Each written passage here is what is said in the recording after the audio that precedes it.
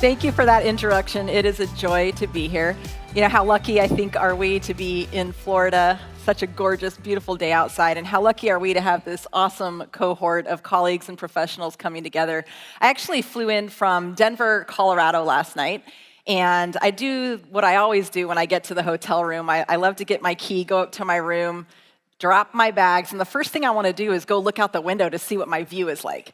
And I don't know if anybody else in here does that, but it's the first thing I want to do. So I went into my room, I dropped my bags, I threw the curtains aside, and immediately I was struck by two feelings. The first is, I'm on the 8th floor.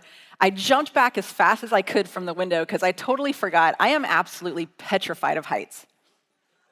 I know that's weird, but I'm afraid of heights, and I do it to myself every darn time. And then the second feeling that I had was like an overwhelming feeling of, what in the world am I doing here? You ever walked into a room and felt like that? Like, what in the world does an old washed-up American Air Force fighter pilot and a harried mother of 14-year-old twins possibly have that she can impart in a bunch of world-class professionals that work in open source software, partners here of SUSE? You know, and you might be asking yourself the same thing, and I think that's totally okay. You know, but as I was preparing for this event, SUSE was telling me about all of you. There was a certain kind of theme that kept coming up over and over again, and it went a little something like this. This is going to be the best SUSECON we've ever had. These are the best SUSE partners we've ever had. And even in light of all the change going on in the world today, we are slated to have the best year yet. And it was really the word the best that kept coming up over and over again when talking about all of you. And it's interesting because sometimes people look at my background as a 20-plus year fighter pilot or as an Air Force Thunderbird pilot, and with a straight face, I have literally been asked by people, Nicole, what's it like to be the best? And when I get asked that, I instantaneously laugh because I can assure you, I, Nicole Malachowski, have never individually been the best at anything that I've ever done. But I have been a part of some of the best teams. And I learned over time that these best teams, these elite performers, these elite performing teams, all have a certain mindset. And it's what I like to call the pushing the envelope mindset, which is what I would like to talk to all of you about today. But before we do that, I want to introduce you to somebody very, very important to me. You can feast your eyes on that piece of technology, huh? It's okay. Ooh, yes, that's okay, right? That's the mighty F-15E Strike Eagle. It's part of the American Air Force. That is the jet I flew across the majority of my career. So I flew that in 3 operational F-15E squadrons. I was the commander of an F-15E squadron. That's the jet that carried me and my friends safely in and out of the sky more times than I can count. So I, too, like you, am a technology nerd, right? This is my technology. A lot of people look at that picture and they see a piece of hardware. But I think you see what I see, which is a giant flying piece of software. Right? And that jet is, I think, an extraordinary and beautiful jet. Of course, I am completely biased, but that's actually my first love. And you've all heard the term pushing the envelope before. It comes from aviation. It's all about taking the aircraft to its maximum performance, to its maximum capabilities. So a little bit more about my jet. She's capable of flying upwards of 50,000 feet, pulling 9 times the force of gravity and flying twice the speed of sound. Those are some pretty extraordinary capabilities, right? And I get asked a lot, Nicole, across your 20-plus year career as a fighter pilot, what's the thing you're most proud of? And they think I'm going to say, like, the time I worked in the White House or the time I flew air shows with the Thunderbirds, but it's none of that. The thing that I am the most proud of was the opportunity to teach brand new pilots, very young lieutenants, how to fly and employ this aircraft. I have taught dozens of people how to fly and employ this jet. Now, you think there's no greater honor or sense of satisfaction in the world than teaching somebody how to do something that they've never done before, right? And every time I would take a brand new pilot out on their very first flight, they would all do the exact same thing. So imagine, I will take the aircraft off from the ground and do the first takeoff safely, right? And I get them out into the training airspace. And once we're safely in the training airspace, I would tell them in the words they've kind of waited their whole life to hear.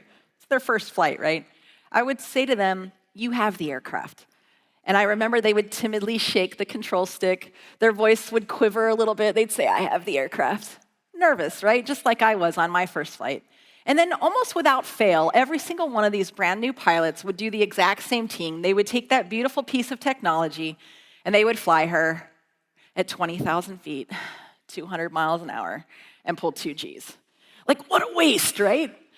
What a waste of extraordinary capabilities. So as I tell these stories today, I want you to think of yourselves as this aircraft. I want you to think of the teams back home that you're leading as this aircraft. And I want you to think of this SUSE cohort as this aircraft. Because the pushing the envelope mindset says, am I bringing the best of myself to work every day? And as importantly, am I creating an environment around me where everyone else can bring the best of themselves as well? Now, I found over time, too, that these pushing the envelope teams, the elite performing teams, are able to harness certain characteristics and traits, and it's all about those that can harness teamwork and trust and vulnerability. I know none of those things surprise you. But what I hope to do today is to share a few stories from across my career to give you maybe a slightly different lens or a slightly different paradigm to look at maybe your own challenges through, but also to find ways to seize the advantage and the change, of course, that's happening all around us. But before we do that, I thought we would watch a flying video because flying videos are cool, right? Yes. And there is an expectation that a fighter pilot shows up with a flying video, so I'm also going to check that square. I also know that we have an international audience in here, right? And so not a lot of you may know who the United States Air Force Thunderbirds are. So this video is going to give you an idea of the background of where I come from so that you further understand, I guess, what I'm trying to share with you today. So look on the screen there. That's actually me you see in the cockpit. You'll notice that's a different jet. That's called an F-16 Fighting Falcon. It's painted in the red, white, and blue colors of the American Air Force Thunderbirds. What do? We go out around the world and we fly air shows, right, to demonstrate the capabilities of the American Air Force. And it's a pretty, I guess, extraordinary and elite position to be in. Just for a little bit of context for everybody in the room, in the active duty American Air Force today, there's about 12,000 pilots. Of those, about 2,000 are fighter pilots. And of those only 6 have a chance on any given year to become a Thunderbird pilot. So it's statistically improbable, of course, that anybody becomes an Air Force Thunderbird pilot, but it's certainly not impossible. Now, let me ask, how many people in here have seen the Air Force Thunderbirds fly? All right. Now, how many in here, especially our international partners, have been to an air show of any kind when the air show comes to town? Yeah, okay, so more than half of the people. And even if you haven't been to the local air show, you know when the air show comes to town, right? I mean, it's on television, it's in the newspapers, it's a very patriotic event, it's often a big family event, there's a whole bunch of cool technology there, there's the smell of jet fuel and the sound of jet noise. You know, people are happy when the air show comes to town. There's funnel cake, there's warm beer, you know, people are very happy. And I get asked a lot, Nicole, what was the best part about being a Thunderbird pilot? Because you're treated a little bit like a rock star, a little bit like a celebrity. And they think I'm going to say the best part was the flying. The flying was fun, but that wasn't it. They think I'm going to say all of the international travel. That was cool. Yeah, I enjoyed it, but that's not the heart of it. They think I'm going to say maybe all the celebrities or the fancy people that I got to meet. Interesting, but certainly not compelling to me. The best part about being an Air Force Thunderbird pilot would happen after we would land. So imagine we would do like loops to music for 30 minutes, and then we would land, and then we would walk over and interact with the audience, where we would sign autographs, take pictures, answer questions. And there was always a certain theme that came up in those 2 years I flew air shows with the audience. And the theme always came from adults. It never came from kids. People would look at me with a straight face, I kid you not, and they'd be like, wow, Nicole, you know, you're a fighter pilot, that's cool. Then they'd look at me and be like, wow, you're a Thunderbird pilot, that's kind of elite. And then they'd look at me like I'd grown like a third eye, and they'd be like, you're a woman Thunderbird pilot. Like, oh, I'm not sure what to do with that. And then with a straight face, people would say things like, Nicole, you must be different than us. Nicole, you must be naturally gifted. My personal favorite, Nicole, the path in front of you must have just been smooth. And I would smile, my Thunderbird smile, you know, because I think they were trying to pay me a compliment. But inside I'm thinking, you got to be kidding me, right? I mean, the path for me to the cockpit of that red, white, and blue F-16 was littered with twists, turns, bumps, bruises, mistakes, failures, all along the way. So when I watch this video with you today, I'm reminded of a lesson that I learned a long time ago, which is this, that the path to success for any individual or for any team will always be nonlinear. The path to success will always be nonlinear. Now, this video was taken my first year on the Thunderbird team way back in 2006. It's about a minute and a half long, and 50% of the in-cockpit video comes from inside my jet. So it's your chance to fly as American Air Force Thunderbird number 3. I hope you enjoy it.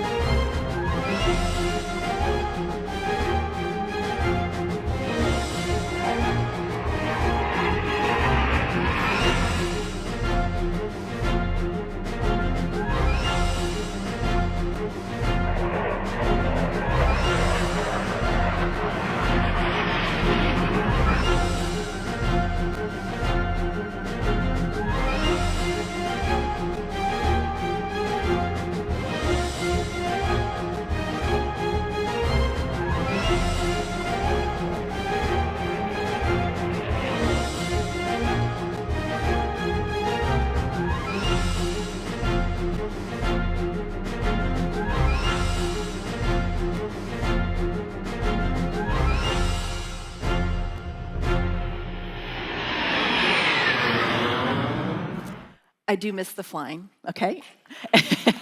Thank you. I do miss the flying, and it was a lot of fun. And hopefully for those of you who weren't familiar with who the Air Force Thunderbirds are, now we all are on the same kind of common ground as I tell my stories from here. And I tell people that it was a lot of fun to fly, but I think it's more fun to do what I do now, to stand on this stage and watch all your faces when those 4 jets cross at the end. So I'm going to answer the question that's on some of your minds. When those 4 jets cross, we cross with about 1,000 miles per hour of closure at about 32 feet or 10 meters apart. So it's definitely legit. And I think it's a great visual example of what I mean by pushing the envelope. I think it's a very great visual example of what I mean by the teamwork, the trust, and the vulnerability that's required. So let's talk a little bit about teamwork and trust. You know, by the time that I showed up to the Air Force Thunderbirds team, I had been a fighter pilot for about 8 years. As you might imagine, for a job where only 6 out of 12,000 pilots every year get to do this, it's a pretty intense application and selection process. So after 8 years, I get picked to be a Thunderbird pilot. At that point in my career, I had every single certification and qualification you could have as a frontline fighter pilot, right? I was a flight lead, I was an instructor pilot, I was an evaluator pilot, I had been a mission commander in combat. So I was at the pointy edge, you know, if you will, of my qualifications and my skill sets. So when I showed up to the Air Force Thunderbirds, I thought I knew everything about teamwork and trust, but I was about to find out that I actually had a heck of a lot to learn. So imagine the first day, right? I'd wanted to be a fighter pilot since I was a kid. I get picked to be an Air Force Thunderbird, supposedly an elite fighter pilot. I walk on to that base the very first day. There's a giant red, white, and blue hangar. Everything's all American flags. And I walk into the hangar, and the very first guy I meet, my very first teammate, he walks up to me. I walk up to him all excited. I said, "I'm Nicole Malachowski, your new pilot. I'm ready to go fly." And I'll never forget this. This guy just stared right at me silently. And I thought, well, that's awkward. So I thought maybe he didn't hear me. I leaned in. I said, "I'm Nicole Malachowski, right? You know, people are going to go to air shows to watch me fly. I'm ready to go fly." And he looked right at me with a straight face. And by now, there's like 5 or 6 more teammates behind him. They're all staring at me. He looked right at me with a straight face, and he said, quote, "You don't get to touch our jet until I say you can," end quote. So I remember taking a step back thinking, what a bad first impression. What a horrible first day on the job. This is awkward. And he looked right at me and he said, "You, Miss Pilot, you don't get to touch our jet until you get to know each and every one of us. Our names, our spouses' names, our kids' names, our hometowns, our hobbies. Further, you, Miss Pilot, need to go do a little mini internship with every single career function on this team so that you have a better understanding how you fit into this highly interdependent cross-functional team. So you have a better understanding how if you don't do your job to the highest level of excellence, it impacts us. And how if we don't do our job to the highest level of excellence, it impacts you." You see, there were 125 people from 25 different career functions who came together to make that mission happen. And all it took was one of us, just one, not doing our job to the highest standard of excellence, and that entire elite mission would fall apart. You know, the Thunderbirds taught me a valuable lesson very early on from day one, and it's this. Nothing of significance is ever accomplished alone. Nothing of significance is ever accomplished alone. And you know, I'm sitting here just as an outsider preparing for this event. I'm listening to the other guest speakers as I'm back there. I'm not someone that works in open source software, certainly not my expertise. But it doesn't take a rocket scientist to figure out that what you do is significant. We heard about how it impacts global finance, how it impacts children's safety around the world, how it impacts things like education and medical discoveries. It's a big deal. And as an outsider, this whole concept of open source is just cool. Isn't that the way we should do things? To share, to collaborate, to grow, to raise this entire community? You all represent very different companies in here with very different missions and needs from SUSE. But you are actually a community of open source warriors, and I think that's just pretty cool. And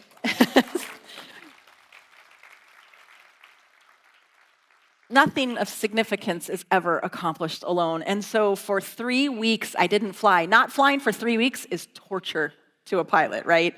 I couldn't believe it. I spent 3 weeks turning wrenches under the jets with the crew chief. I remember learning about budget from the finance guy. I learned about the logistics from the supply professionals. I learned about strategic communication from our public affairs team, and then and only then would they let me touch that jet. And that's another day I remember like it was yesterday. It was my childhood dream coming true. It was a blue sky day. I was walking out to this beautiful red, white, and blue F-16. I was going to get to touch and fly this jet for the first time. And as I walk out to that jet, instinctually, I start to do the walk around. Now, the walk around is the first thing that any pilot does before they go fly. Do we have any pilots in the room? Yes. Okay, my pilots, you know what I'm talking about. We do the walk around because we're checking to make sure the aircraft is safe and airworthy. After all, we're putting our bodies into the aircraft. And actually, I started flying at age 12. I soloed my first plane at age 16. I'd been a fighter pilot 8 years. The walk around is the first thing I always do. Boom, I walk out to the jet. I start to do the walk around. I'm met by these two guys, Nate on the left, Dave on the right. Nate jumps between me and the jet, puts up his hands, and emphatically yells, "Ma'am, what are you doing?" And I looked at him kind of confused. I said, "Well, I'm doing my walk around, like I always do." And he looked right at me and he said, "Ma'am, you don't do that here. That's actually my job. I'm trained to do the walk around. I've done the aircraft walk around. The aircraft is safe and airworthy. Get in." Now I'm staring at him thinking, who are you? I just met you. Are you putting your body into the jet? So then Dave on the right, he kind of ups the game. He says, "Ma'am, not only do we pre-flight your jet for you, but we pre-flight all of your life support equipment as well." Life support equipment, right? As in my life. He says, "We pre-flight your G-suit, your harness, your helmet, your ejection seat, ma'am. I'm trained to do that. I've already done the walk around. Your life support equipment is good to go. The aircraft is safe and airworthy. Get in." Now I'm staring at these two guys, and if I'm being honest and vulnerable with you here right now, these two totally skillful, totally professional, highly trained, patriotic, fantastic teammates that I just met. And as I looked at them, I felt nothing but a knot in my stomach and a sense of resentment towards my own teammates. Who are you? I just met you. How am I supposed to trust you? Why do things have to be different? I've always done it this way. You ever felt like that? Yeah, I think we've all had those moments. And day after day during the training season, I would come out and see them and feel the same way. And our training season was 3 months long. We would fly twice a day, sometimes 3 times a day, sometimes even on weekends, because we had a training syllabus that we had to get through before we were allowed to go around the world and do air shows. And every day I came out and saw their smiling faces. I would get that knot and that feeling of resentment towards my own teammates.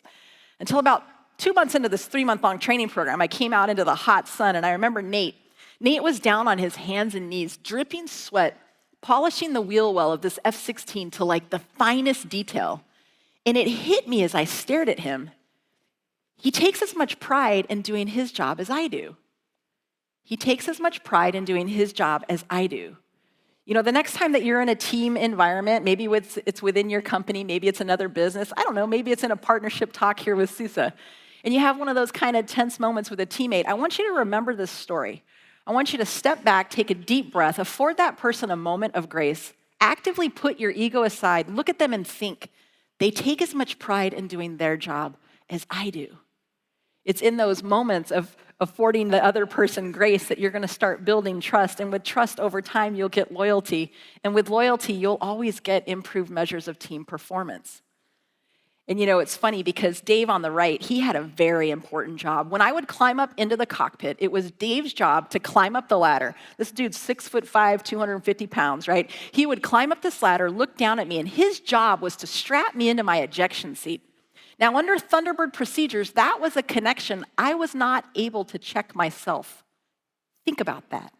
Dave Batterson, the only thing standing between life or death should something catastrophic happen to me in the jet, Dave Batterson. I would climb up into the cockpit. He would climb up the ladder, look down at me. He would strap me in. He would check those ejection seat connections. I would double check that he was checking those connections, right? And then he started doing this cool thing with me that after he strapped me in, he'd look down at me and he would reach out his hand and we would clasp hands. And he would look down at me and he would very enthusiastically yell, "Rock and roll, 3. Rock and roll meant have a good flight. 3, that was me, my name, my number, my position on the team. And day after day after day, we did this. About 2 months into the program, I had another teamwork and trust aha moment. Dave climbs up the ladder. He looks down at me. Boom, rock and roll, 3. And for the first time ever in my entire 8 years as a professional fighter pilot, I looked back at my crew chief and spontaneously said, "Thanks for letting me borrow your jet. Thanks for letting me borrow your jet." How is it I had gone my entire professional career and I had never stopped to acknowledge and show gratitude to the very people who enabled and empowered and resourced me to do what I do? When was the last time you stopped in your personal life, in your professional life, to acknowledge and show gratitude to all those who enable and empower and resource you to do what you do? A lot of times we think about this appreciation and gratitude has to come in the form of maybe the Superior Performer Awards that your company hands out, maybe the end-of-year annual awards gala, the cool customer awards, right, that we just handed out today. Those things are important. Those are hard-earned. We need to do that. But what I'm talking about here are those day-to-day moments of eye contact that says, I see you and I appreciate you. Those little moments. Maybe it's just those words. Maybe it's a handshake, a pat on the back, a phone call, an email. My personal favorite, a handwritten note. Because in those small moments of appreciation, trust gets built. And with trust over time, you get loyalty. And with loyalty, you will always get improved measures of performance. Take the time to acknowledge and show gratitude to all those who enable and empower and resource you to do what you do. Now, this was actually my favorite formation. It's called the Delta formation. I know, I think it's very beautiful. Take a look at that. 6 jets together. We would fly at 500 feet, 500 miles an hour, upside down, 3 feet away from each other. It is some extraordinary stuff, right? Look at that picture. I think it's extraordinarily powerful. I think it's very graceful looking. Now, what's interesting when you look at this picture, you've got the lead aircraft up at the top, right? That lead aircraft setting the direction, setting the vision, setting the speed. Each person fulfilling a very unique role. There he is, number 1. The guy's name was Kevin Robbins. His call sign was Hollywood. He had very nice hair. He's a very pretty man. So Hollywood was up there flying the jet. I'm immediately down into his right. Thunderbird number 3, right wing. That's me right there. Each person picked for a unique role on the team. Each person given a certain level of responsibility. Each person given a certain level of accountability. You know, here at SUSE, right, there's DP. Looking good up there, DP, right? Right there you go, looking good. Setting the direction, setting the vision. Maybe you're the team lead in this photo. Maybe you're leading teams back in your company. Each person here has to fly in alignment. We had to fly plus or minus 1 degree of heading, plus or minus 1 to 2 knots of airspeed in order to make that formation come together. It's extraordinary. And you know what's funny is I had not flown with these 5 pilots before.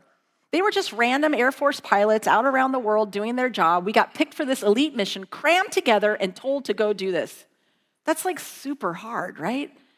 The number one question, and let me be honest, the 6-jet formation, the Delta, we would fly at the very end of the air show. So when we would land and go over to the audience to answer questions and to talk to the audience, this was the formation that was on their mind. So we would get asked a lot of questions about this formation in particular, and the number one question we would be asked, the number one question every single time was this: Nicole, what does it take to build that level of trust? Isn't that extraordinary? What a great question. What does it take to build that level of trust? Especially with 5 people I had never really flown with before. Dr. Z, switch. We met backstage, right? Yeah, you taught me a lot, by the way. I learned a lot listening to you. But it's nice to meet you, buddy, you know? Let's go fly at 500 feet, 500 miles an hour, upside down, 3 feet away from each other. Are you in? Absolutely. Yeah, Dr. Z is in. That's awesome. But it's asking a lot, right? And you know, people think when I get asked, what's it take to build this level of trust? They think I'm going to say something like this. Well, we have a training program. It's crawl to walk to run, 3-month-long training syllabus. That's not the answer. You all have training and onboarding programs too. They think I'm going to say, well, there's certain process and procedure, minimum altitudes, maximum airspeeds we have to do. Just like you have process and procedure working with SUSE or process and procedure in your individual companies. That's not the heart of the answer. They think I'm going to say, well, there's certain certifications and qualifications you need as a fighter pilot in order to do this. Just like there are certifications and, qualifications as you guys gonkulate the code, right? Yeah, that's part of it. But none of that gets to the heart of the answer. When somebody asks me, Nicole, what does it take to build that level of trust? The answer is this. You build trust by being trustworthy. You build trust by being trustworthy. Now, I don't know if you've felt like this in a team environment. I will be vulnerable here. You're in a team environment. That guy over there, he needs to prove to me that I can trust him. I'm not sure I can trust that gal. I could do it faster if I just did it myself. You ever felt like that? I'm here to argue elite performers like you, elite cohorts like open source software need to look at trust differently. Trust never comes to you on a team from other people. Trust always emanates outward from your actions, your decisions, and your behaviors. Each and every one of you in here with unique strengths and skill sets, each and every one called to a specific role in your formation, each and every one of you given a certain level of accountability and responsibility. Take a look at that picture. I was Thunderbird number 3. If I was sick, my spot went empty. If my jet was broke, my spot went empty. And it is not as simple as swapping the right wing to the left wing position. Those are two completely different skill sets. I had to be the best number 3 I could be. I had to be the SME, the SME, the subject matter expert, as each and every one of you is called on to be that subject matter expert. I was given a 3-foot bubble of accountability and responsibility, right? I could go up and down 3 feet, left and right 3 feet, forward and aft 3 feet. And as long as I did that and everyone else on my team did that, that's how that formation came together. Plus or minus 1 degree of heading, plus or minus 1 to 2 knots of airspeed in order to make that happen. You need to be the subject matter expert. You want to be so good, so dependable, so reliable that if anybody on your team, anybody across this cool cohort here, and especially a customer or a client has a question about what it is that you do, you want them to instinctually pick up that phone and call you. You build trust by being trustworthy. Now, there's something else I think about when I look at this picture. It's a phrase that every single American Air Force fighter pilot knows. It's the last thing a flight lead says to their wingmen before they go fly. And I don't care if it's in combat, it's in peacetime training, or it's an air show. So imagine, I've gotten together with my formation as the leader. Maybe we have planned up a complex combat mission. We get together as a team, and we brief that complex mission together. As a team, we will go to life support, and together we will put on our G-suit, our harness, our helmet, and then we will stride out to our jets, right? Wind in our hair, sounds of Top Gun in our head.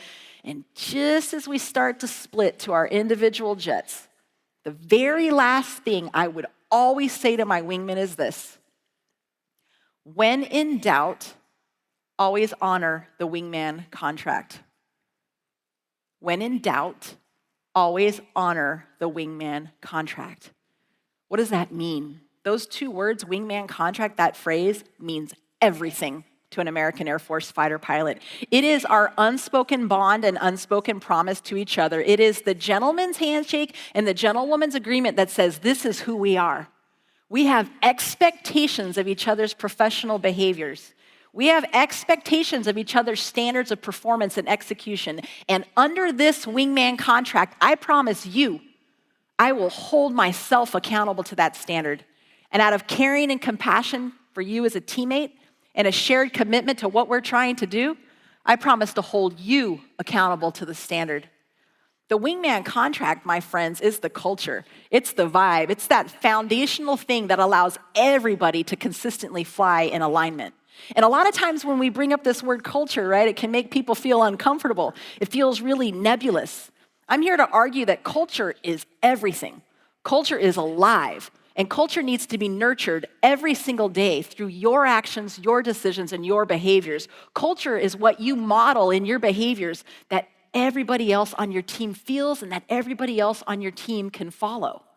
The wingman contract is everything. And in most companies or organizations or teams, it comes in the form of maybe a mission statement, a vision statement, maybe a set of principles, pillars, a set of shared values. You know, sometimes people think it's not a big deal. It's just something that the CEO maybe puts on his slide once a year when he brings his partners in. Maybe it's just, something that's in a poster on the water cooler that we look at or in the onboarding handbook at my company. Culture is bigger than that. It's leaders like you who are responsible for driving culture. Ask yourself, is what I'm about to say or do in alignment with my company's wingman contract? And if it is, move out. And move out with confidence, knowing that you're in alignment with where everybody else is going. The beauty of having a wingman contract on a team is twofold. One, a wingman contract will apply to everyone equally, from the newest, youngest intern, that brand new pilot, all the way up through mid-level managers, up to the CEO, and everybody in between equally. Why does a wingman contract matter? It matters because a wingman contract will enable and empower people at all levels of an organization to make independent, agile decisions at the exact time and place your customer needs it that will always be in alignment with where everybody else is going. Because I don't know about you, but I don't have time to call a meeting every time a decision needs to be made. I could care less about being on another Zoom call, typing another email, right? Because it's not okay for Dr. Z, right, and I to be at 500 feet, 500 miles an hour, upside down, 3 feet away from each other, and for me to look at him and go, what is it again we're doing here, right? When in doubt, always honor the wingman contract. Now, you all are partners here of SUSE, and they have a wingman contract with you. I listened to DP talk about it. Listen, hold them accountable to that contract. They're here for you. There's also a ton of different companies and teams represented in here. So I'm thinking, what is the wingman contract? Again, I'm not an open source, software expert or any of that.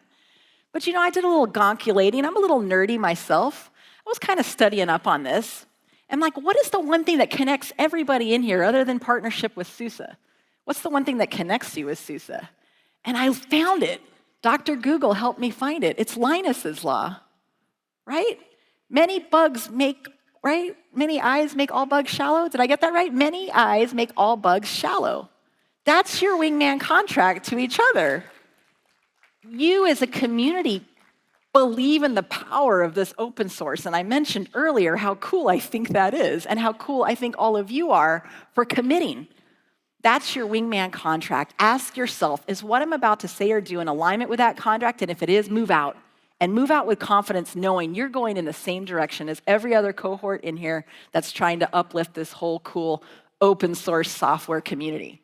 Now, one of the hardest things I had to learn how to do as a Thunderbird pilot was learn to fly like a Thunderbird pilot. We do not fly like this in the regular Air Force. There's a reason we have a 3-month-long training program that is crawl to walk to run. And like most training programs, when it starts out really easy. And then as you move along with the training syllabus, it gets harder and harder and harder. Now, when it first started out, there was a formation, the one on the left, called the diamond formation. I loved it.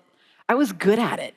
I was comfortable in the diamond formation. And anytime we flew the diamond formation and we were practicing and learning a new maneuver, I would try it 20 or 30 times, the light bulb would go off, and we would move on with the training syllabus, which got harder and harder and harder until I met my nemesis, the formation on the right.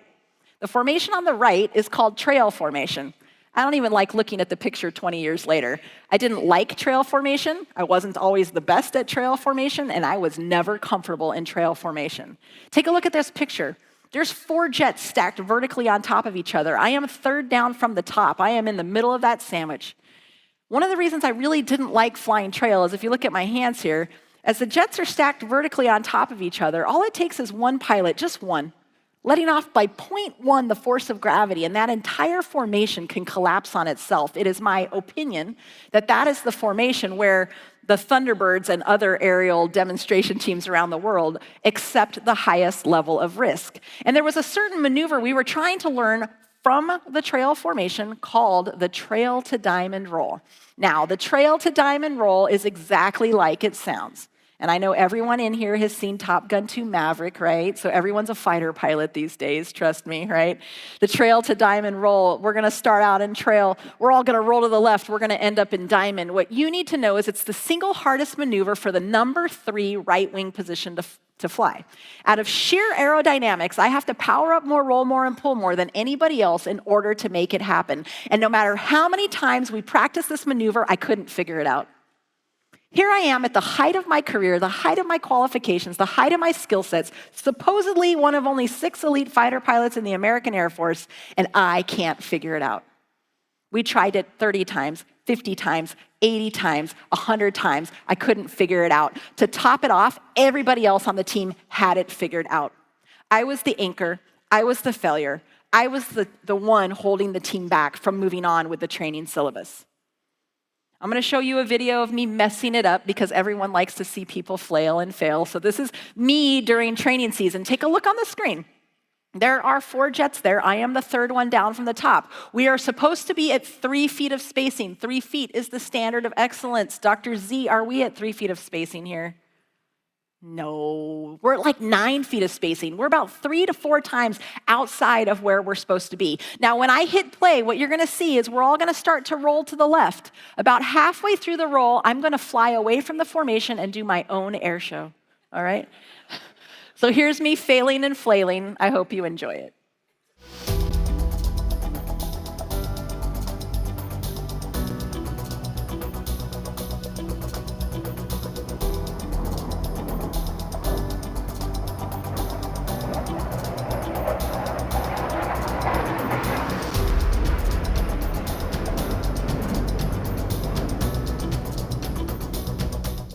I know what you're thinking. Nicole, that looked pretty good to me, right? You probably thought it did. But there's a point here. That wasn't good. That was a D+, C- effort. I got outwards of 24 to 30 feet away from the other jets. I was 8 to 10 times outside of the standard of excellence.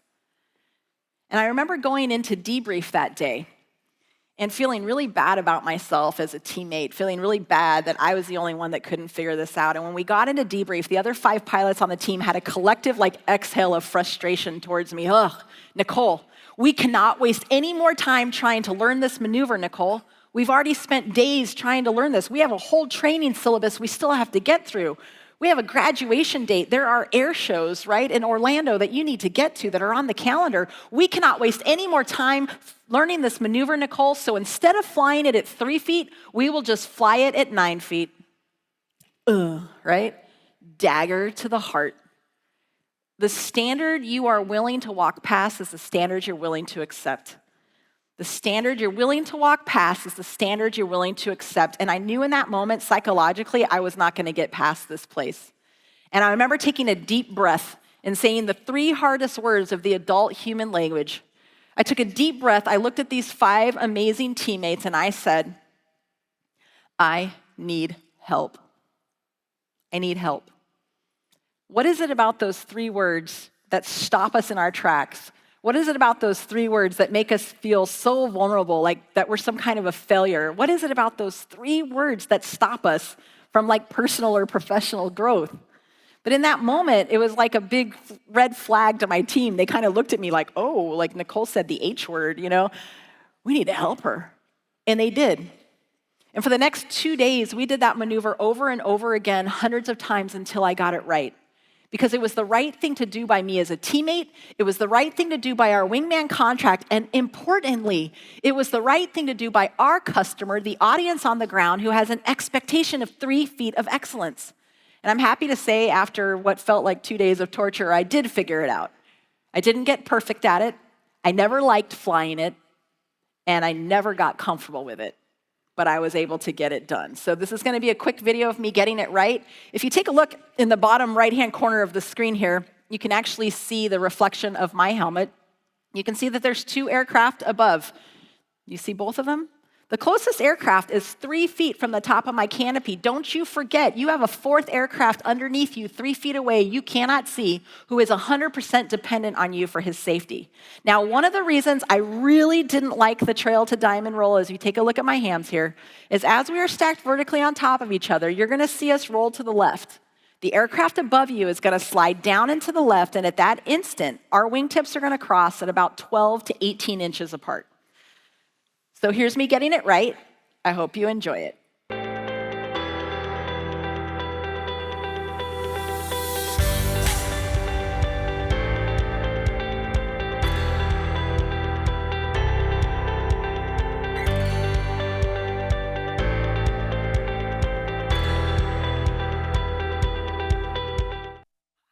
And it felt good to get it right.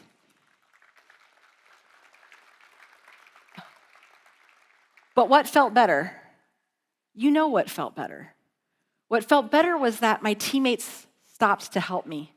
Not from a place of judgment or shame, but from a place of caring, compassion, and shared commitment. The lesson here for you and me is very simple. You are never too good, too qualified, too certified, too high up in the C-suite org chart to ask for help when you need it. And it is never beneath any of us to offer help. Never from a place of judgment or shame, but always from a place of caring, compassion, and shared commitment. Ask for and offer help. And while we're at it, I thought the picture-in-picture graphic that they put up there was much cooler than what I had designed. So here's a shout out to the AV production team who just saved my bacon. So thank you. I got one last story to share with you all. And then I am going to be, I think, upstairs. If people want to come upstairs after this to come say hello, to ask questions, to talk, I would love to learn from all of you. Please feel free to come say hi. I would absolutely enjoy that. But I like to end on this story because I think it applies to you as professionals in a very turbulent and always changing environment. But I also hope it applies to you as individuals. You know, we have to remember that the end state of everything we do, all of the coding that we do, all of the flying that we do, at the end state, there are human beings. And there's always a place, I think, for humanity in the workspace. You know, we've talked about teamwork and trust. We hit on this idea of vulnerability, and we're going to finish on this idea of vulnerability. Where are my pilots at again? Raise your hand, pilots. Pilots will always self-identify. That's right. Okay. Very cool. One of the hardest things I had to learn how to do as a Thunderbird pilot was learn to stay in formation when we encountered turbulence. Now, I know what you're thinking. Nicole, wait a minute. You've been flying since you were 12 years old. You soloed at age 16. You'd been a fighter pilot 8 years. Clearly, Nicole, you had flown in turbulence before. Why is it such a big deal? Well, as Dr. Z knows, right? The first time you encounter turbulence at 500 feet, 500 miles an hour, upside down, 3 feet away from 5 other jets, that is indeed an eye-opening moment, okay? So there's something fascinating, I think, to me as a pilot about turbulence is that we have weather models that will tell us when the atmosphere is ripe for turbulence. But those weather models can never predict exactly where the turbulence is going to happen, exactly how severe that turbulence is going to be, or exactly how long that turbulence is going to last. Does that sound familiar? Right? We all have those moments in our life. And I remember as we were going through the training season, about 2 months into the 3-month-long training season, it was a beautiful blue sky day. I was in my favorite diamond formation as we were walking out to the jets, the young weather airman, the person responsible for briefing us the weather. He comes running after us. He says, "Ma'am, the weather model has changed. The atmosphere is ripe for turbulence." I kind of think no big deal. I've flown in turbulence many times. Thanks, Skippy. I walk out to the jet. We're out there flying along. Things are going nice and smooth. And then boom, we hit turbulence the first time. And the second we hit that turbulence, I look over at jets 3 feet away from me. My whole body naturally tenses up. I start profusely dripping sweat. And instinctually, I started to grip the stick as hard as I could. And then the turbulence would bump. And I would put an input in the stick to fight to stay in position. The turbulence would bump again. And I would put another input into the stick, which got bigger. I'm fighting to stay in position. The turbulence would bump again, and I would put an input, and that input would eventually get bigger and bigger and bigger until I got into something called a PIO, or a pilot-induced oscillation. That makes for a very ugly air show. It is impossible for your teammates to fly next to. And in fact, I was making my own situation worse. But isn't that our instincts as human beings when change and turbulence comes along? Do you ever try to control the uncontrollable? Do you ever try to resist that change? I'm here to argue that that's a very inefficient use of all of our time, talent, and treasure. But there I was, fighting to stay in position, fighting to stay in formation. I remember when we landed that today, there was salt in my eyes. I wiped the sweat from my brow, and as we were taxiing back to the hangar, I distinctly remember thinking, thank goodness I didn't hit anybody. Imagine that, right? Thank goodness I didn't hit anybody. And we get back into debrief. And as we get into debrief, the number 4 pilot on the team, a guy by the name of Steve Horton, he's the guy you see on the far right. If you look at this picture, I'm at the top of the screen, he's at the far right.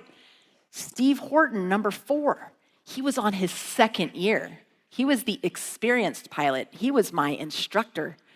Steve Horton, he flies underneath me. I like to call him Steve Horton, the man that sees all of my mistakes.